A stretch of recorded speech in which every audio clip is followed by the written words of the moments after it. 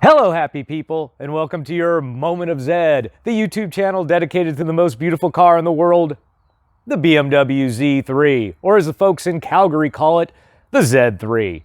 I'm Mark, and today we're going to review this Foxwell OBDII reader, generously loaned to me by my friend Daryl, who I met at Z-Fest this summer.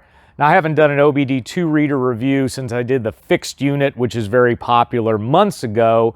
That one didn't work out for me on my car. Hopefully this Foxwell unit will work out a little better, so we're going to take a look. But first, our Zed of the Week. And this week we have Rudy from sunny San Diego, California, in his 1998 Boston Green Metallic 1.9-liter 5-speed with about 113,000 miles on it. Rudy is the third owner. He has a few minor issues still to work out mechanically. He's done a CD player delete, changed the shift knob, and put in the stubby antenna. Other than that, his car is bone stock. Rudy and I hooked up because he had the same problem with the gasket on the third brake light that I did, and there's a picture of it. Thank you so much, Rudy, for sharing your great car. If you'd like your car featured on Zed of the Week, please follow the instructions down in the description. And now, on with the reader. So now the unit we're looking at is the Foxwell NT 301, and here's what you get with the unit for about $66 now on Amazon.com. Obviously, you get the unit itself. You get a USB cable to plug it into your computer.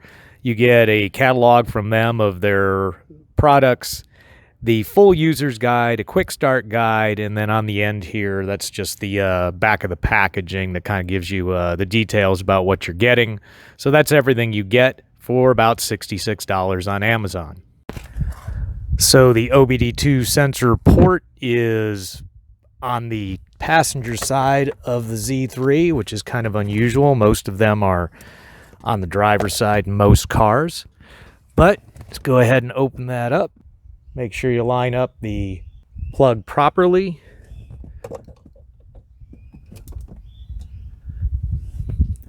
And once that's in, you'll see the unit powers up using the 12-volt system from the car. Okay, we're plugged in and ready to go. I just wanted to go over the controls on the NT301 from Foxwell. Very simple. You have your directional arrows, also two of them. One's read, one's erase.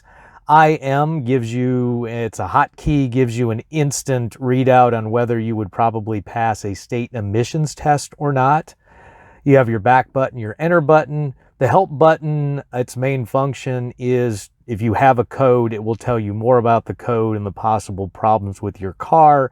And then the red button at the bottom is simply the power button. It will reset the unit. So I hope you don't mind looking at my beautiful reflection in the screen. I'm having a heck of a time finding a way to film this without glare. But anyways, there's 6 fairly simple options on the main menu for this. And let me go through some of the unimportant ones first. And you can just maneuver around using the arrow keys and the enter button. First one is the about, and that just tells you about the software this is running. Then you can just hit the back button and that will take you back to the main menu. And the setup function is another one that you can kind of set and forget. Again, arrow keys, enter, and all the typical setup things on any piece of electronics. The language and the unit of measure.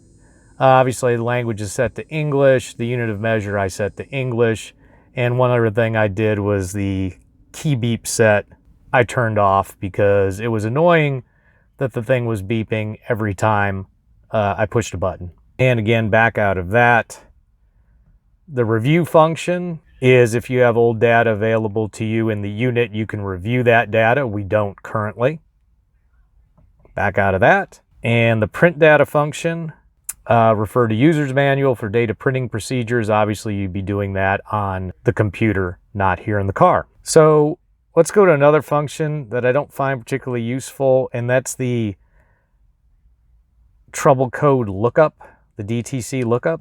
You can actually enter codes to see what they are.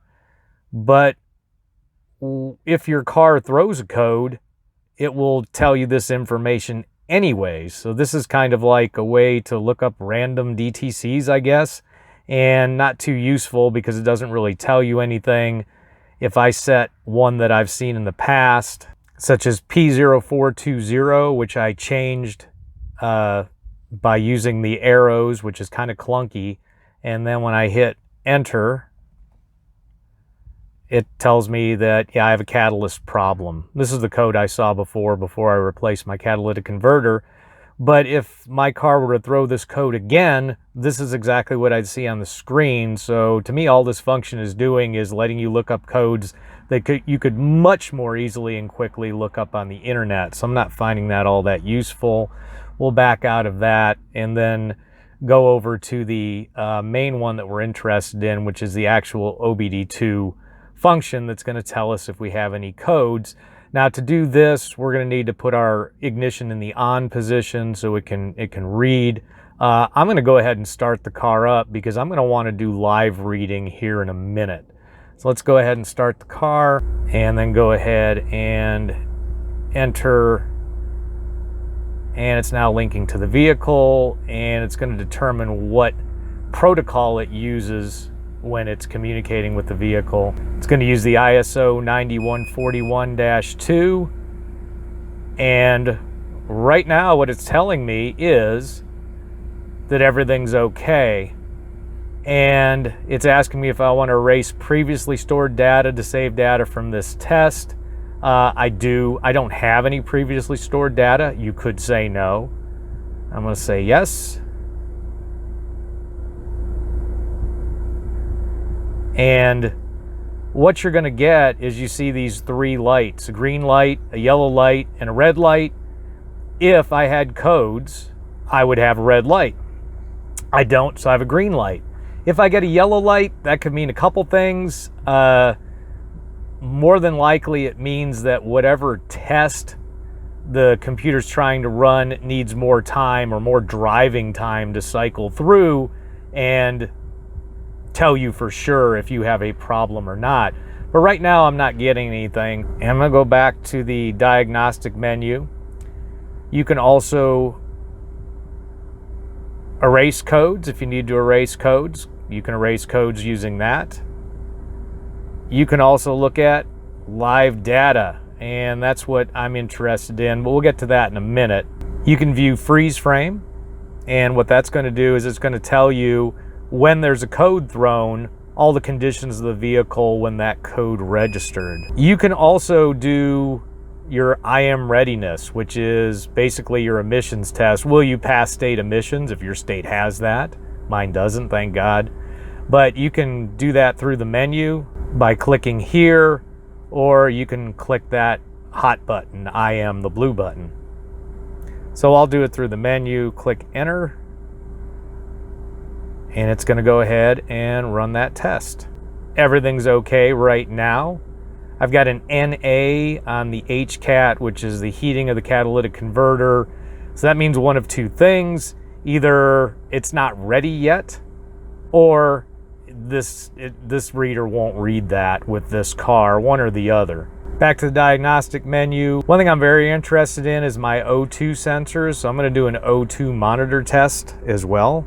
So my O2 monitor test came out green, which makes me feel pretty good. Now you can go into some more details here, but just for time's sake, I won't. Okay, I think what interests me most is live data. So I'm going to go ahead and click on live data, and then I can go ahead and view the data. And I'll go complete data set.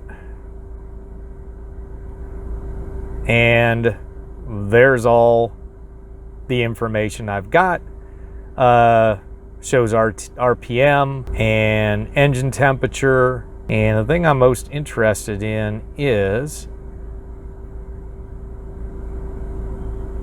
a couple things. Spark advance showing 13, now 7, now 10.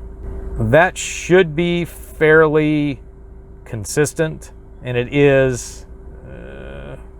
If it's not, if it's bouncing wildly while your car's idling, that could mean you need a new timing chain or timing belt, depending on what you have. Mine's not going too crazy, seems to be varying between 10 and 13. I want to take a look at the O2 sensors. My O2 sensor, my first O2 sensor is varying. There should be movement on both. They're both moving, so if I click on one, and the cool thing about this is I get a graph.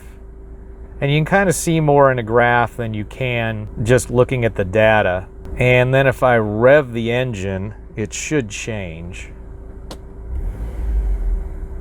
All right, and you see it peaked and then it dropped, and it should be doing that. So I know the O2 sensor's working, because if it was a flat line, then you know it wasn't working. The only thing that worries me a little bit is how much variation I'm seeing in the readings when I'm idling. Well, let's go ahead. That I can look up on the internet and we can see what's up with that. But the good thing is I now have the data. Okay, so I've looked at the live data. I want to go ahead and record the data.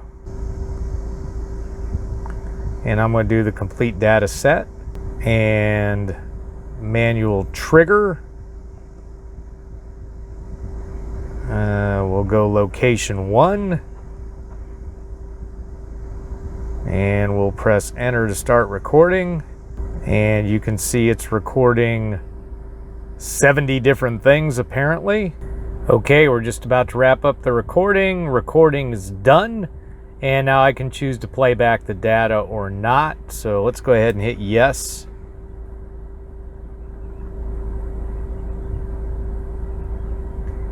And it's going to go ahead and play back the data. So overall, I really like the Foxwell NT 301. I think for the money, it packs a lot of functions and a lot of value into what seems to be a very well-made, easy to use package. I think it does everything a typical DIYer would need and then some. Believe it or not, because this is one of my longest videos, I edited quite a bit for time, so I couldn't show a lot of the things that this unit can do, including the ability to download and print data online, which I think is very convenient. So Daryl, thanks again for the loan. I do appreciate it. I will get this back to you, I promise, because I know you're looking forward to using it. I may buy one of my own. If you found this content valuable, please hit that like button, and until next time, drive safe.